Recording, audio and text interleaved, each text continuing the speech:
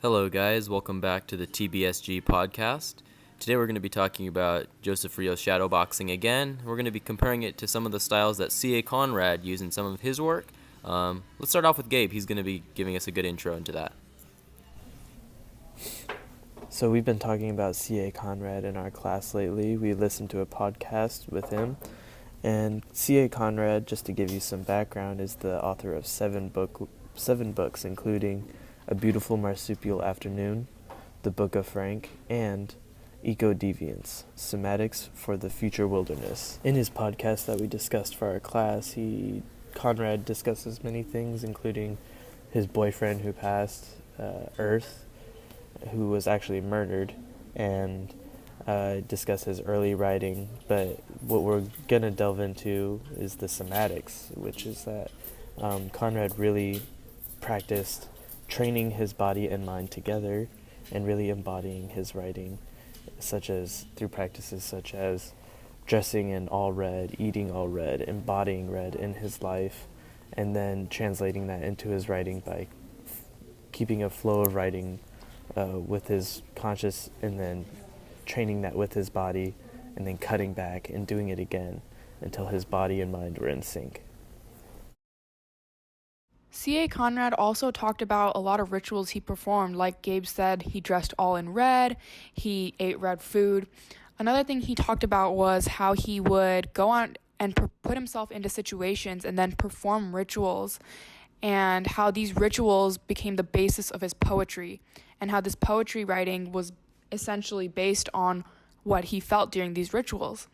So one thing he said that really stuck out to me was how when he was performing these rituals, he would write poetry that somehow took a shape of what he felt.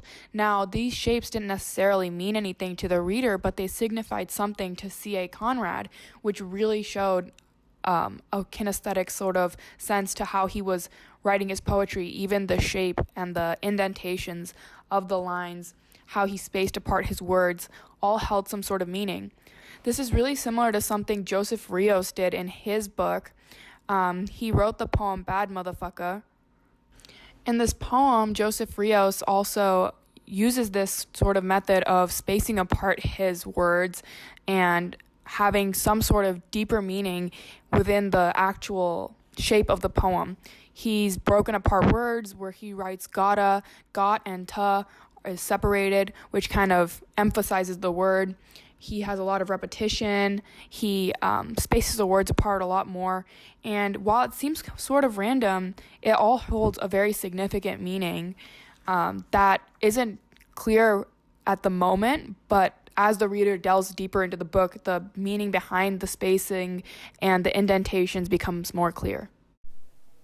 On page 29, Joseph Rio writes, Bad motherfucker. Paulie. He can't train to the jungle junk music. You can't train him like a colored fighter.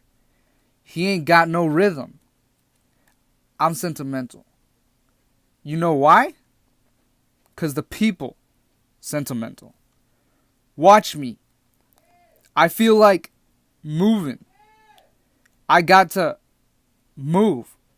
I wanna move. Move. I gotta move on. Move. Move on. Move on up. I gotta. Get on up. Get on up. Got to. Get back. Get back. Get to steppin'. Got to get right. Get straight. Get on up. I gotta get up. I gotta get down. I gotta get by. That's the way. That's the way. We get by. Way. We get by. It's so hard to say good. It's just so damn hard to say bye. By and by. Thank you guys for tuning in and listening to the TBSG podcast. This has been episode 3. Hope you enjoyed. We'll see you next week on episode 4.